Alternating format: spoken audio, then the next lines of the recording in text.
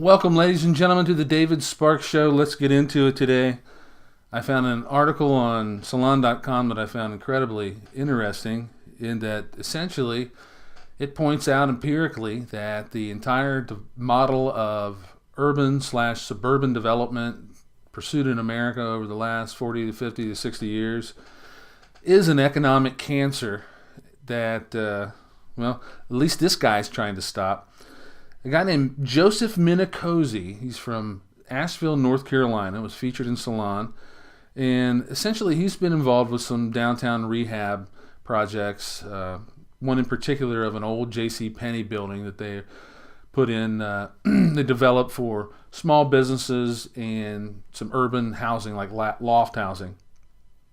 And he had some skeptics and essentially went out to do some studies and to find out, would it be better for the city to build a big Walmart?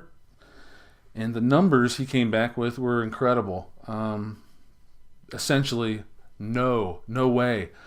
Don't do it.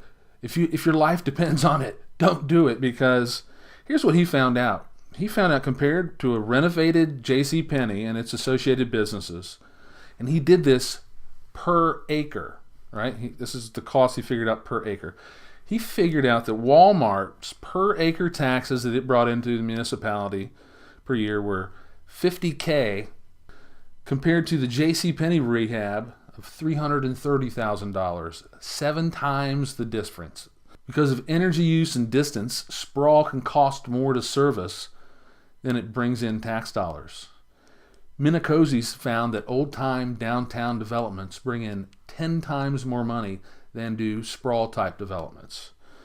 In Sarasota, Florida, where he did a study, he found that it took 3 times as long to recoup infrastructure costs in a sprawl pattern as opposed to a downtown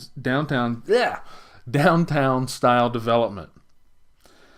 And, his final quote in this article really hit the nail on the head. He said, our development structure, it's been like a farmer dumping all his fertilizer on the weeds instead of his tomatoes.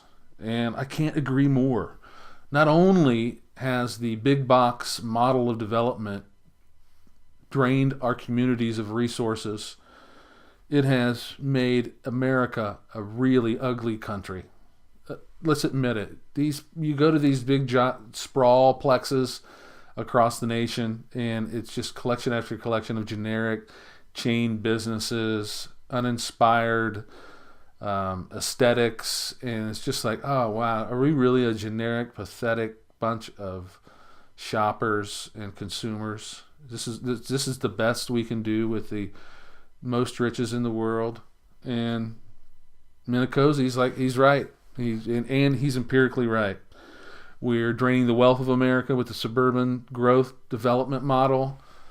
As the author James Howard Kunstler said, the great suburban highway/expansion model is the greatest misallocation of resources in the history of civilization. And I would tend to think he's right.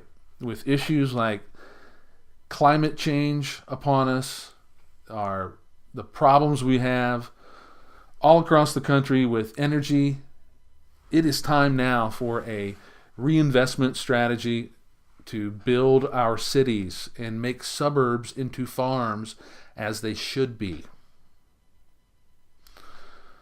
But if you go out to suburbia, man, people are eating chicken wings at BW3s and driving giant cars around and trying to get that McMansion still. It doesn't seem to have sunk in that this development model is a complete and total fraud. And it's a real, actual economic cancer, sprawl is, upon our chances to become a great nation again. Because it doesn't pay off for the municipalities, and ultimately it doesn't pay off for the citizens. Because if it's not paying off for anybody, it's not paying off for our lives. What do you guys think? Leave me a comment. Send me an email to david@thedavidsparks.com. I appreciate everyone from TYT Nation. I appreciate everyone from Democratic Underground at facebook.com/The David Sparks Show. I'm on Twitter. Look up The David Sparks Show. And until then,